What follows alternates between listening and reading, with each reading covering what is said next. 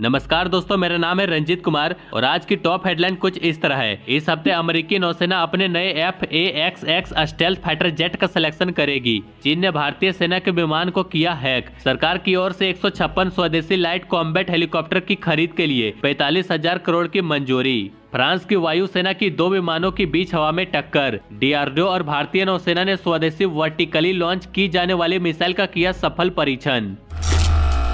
एक social media post में claim किया गया कि इंडियन आर्मी का एक ड्रोन चाइना की तरफ चला गया और चाइनीज हैकर ने उसे कंट्रोल कर लिया है, जिसके बाद ये न्यूज वायरल होने लगी और लोग इसके बारे में चर्चा करने लगे। लेकिन आर्मी ने तुरंत इस बात को गलत बताया और कहा कि ऐसा कुछ भी नहीं हुआ है। आर्मी सोर्सेस ने साफ साफ बोला कि ये पूरी तरह से बेसलेस और फैक्चुअल इनकरेक्ट है। मतलब सीधी बात यह है कि ना तो कोई ड्रोन चाइना गया, ना कोई हैकिंग हुई है। ये सिर्फ एक अफवाह है जो बिना किसी सॉलिड प्रूफ के फैलाई जा रही है। उन्होंने ये भी कहा कि ऐसे मिसलीडिंग और फेक न्यूज को न सिर्फ अवॉइड करनी चाहिए बल्कि बिना किसी कंफर्मेशन के आगे शेयर नहीं करनी चाहिए। आर्मी का कहना है कि उनके सारे एसेट्स, चाहे वो ड्रोन्स हो या दूसरी मिलिट्री टेक्नोलॉजी, बिल्कुल सुरक्षित है और उनका कंट्रोल आर्मी के हाथ में ही है। इस तरह की झूठी खबरें सिर्फ लोगों में डर और कंफ्यूजन फैलाने का काम करती है। इसलिए आर्मी ने मीडिया हाउसेस और आम सोशल मीडिया यूजर्स से रिक्वेस्ट की है कि बिना किसी पक्की जानकारी के ऐसे कंटेंट को ना फैलाए। तो सीधी बात यह है कि आर्मी ने साफ कह दिया है कि ये न्यूज फेक है,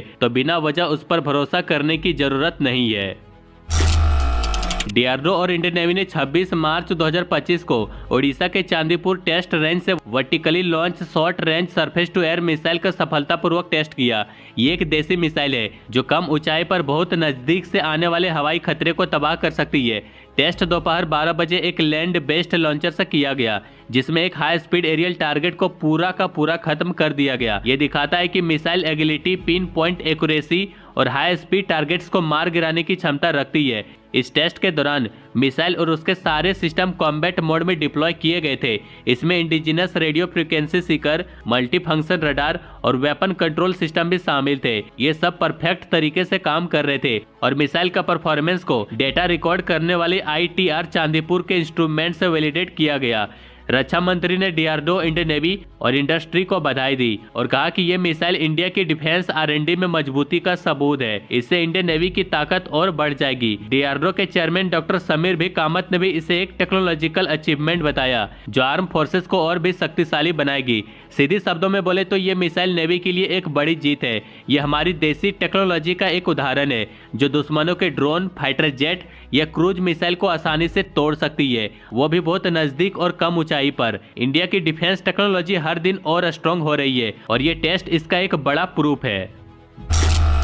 फ्रांस के उत्तर पूर्व इलाके में सेंट डेजियर के पास एक एयरबेस के करीब 2 अल्फा जेट आपस में टकरा गए। ये बात French air and space force ने AFP न्यूज को बताई। इस हादसे में 3 लोग थे, 2 पायलट और 1 पैसेंजर, और तीनों ने पैराशूट से छलांग लगा दी। अच्छी बात यह है कि तीनों सेफ थे और होश में थे, लेकिन एक को काफी चोटें लगी है। उसके बाद एक प्लेन सीलो में जा गिरी और उससे आग लग गई, लेकिन शुक्र है कि इसमें कोई सिविलियन को नुकसान नहीं हुआ। फ्रांस में यह हादसा पहली बार नहीं है। पिछले साल अगस्त 2024 में भी ऐसा ही एक हादसा हुआ था जब 2 राफेल पूर्वी फ्रांस में आपस में टकरा गए थे। उस वक्त 2 पायलट मारे गए थे, जो काफी रेयर और टैक्टिक था क्योंकि राफेल टॉप नॉच टेक्नोलॉजी वाले प्लेन होते हैं। ओवरऑल ये हादसा काफी सीरियस है, पर अच्छी बात यह है कि इस बार तीनों लोग बच गए। फिलहाल इन्वेस्टिगेशन चल रही है कि ये टक्कर क्यों हुआ, क्या पायलट की गलती थी या टेक्निकल इशू था या फिर वेदर का कोई चक्कर था। अभी तो बस यही दुआ है कि जो इंजर्ड है वो जल्दी ठीक हो जाए और आगे से ऐसे हादसे ना हो, इस पर ध्यान दिया जाए। यह हादसा फ्रांस के मिलिट्री एविएशन के मामले में थोड़ा टेंशन वाला वक्त है। सरकार एक बड़े डिफेंस डील की फाइनल अप्रूवल देने वाली है, जिसमें हिंदुस्तान एरोनॉटिक्स लिमिटेड से 145 लाइट कॉम्बैट हेलीकॉप्टर खरीदने की बात हो रही है। ये चॉपर इंडियन आर्मी और एयरफोर्स दोनों के लिए होंगे, जो चाइना और पाकिस्तान के बॉर्डर पर मिलिट्री ऑपरेशन के काम आएंगे। पिछले साल जून में HAL को टोटल 156 LCH बनाने का टेंडर मिला था, जिसमें 90 आर्मी के लिए और 66 एयरफोर्स के लिए रहेंगे और ये डील अब फाइनल स्टेज पे है और अब बस सरकारी अप्रूवल का इंतजार है। इस प्रोक्योरमेंट में लीड रोल इंडियन एयरफोर्स का होगा।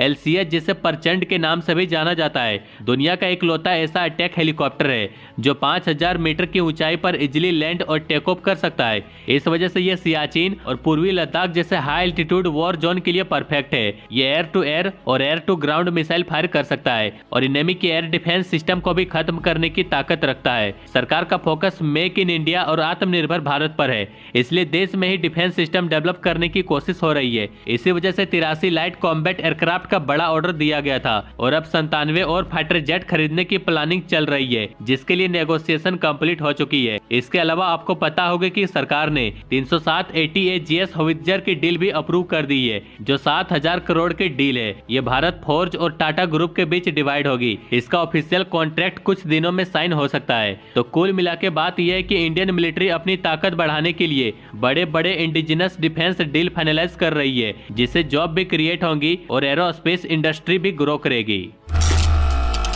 अमेरिकन नेवी जल्द ही अपने नए स्टेल्थ फाइटर जेट FA-XX के लिए कॉन्ट्रैक्ट देने वाली है, जो 2030 तक FA-18 सुपर हॉर्नेट को रिप्लेस करेगा।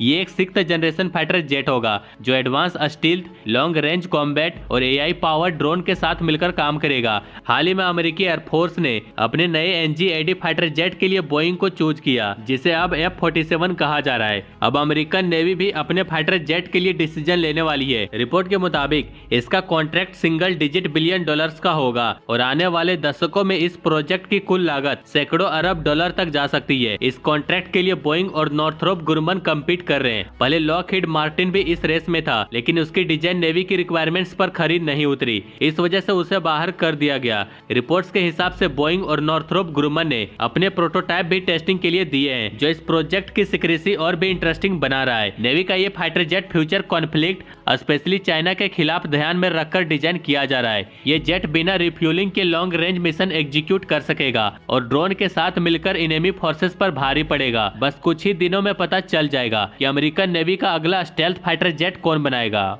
इंडिया के मिलिट्री मॉडर्नाइजेशन पर अपडेट्स के लिए बने रहिए। बाकी लाइक एंड सब्सक्राइब जरूर करें।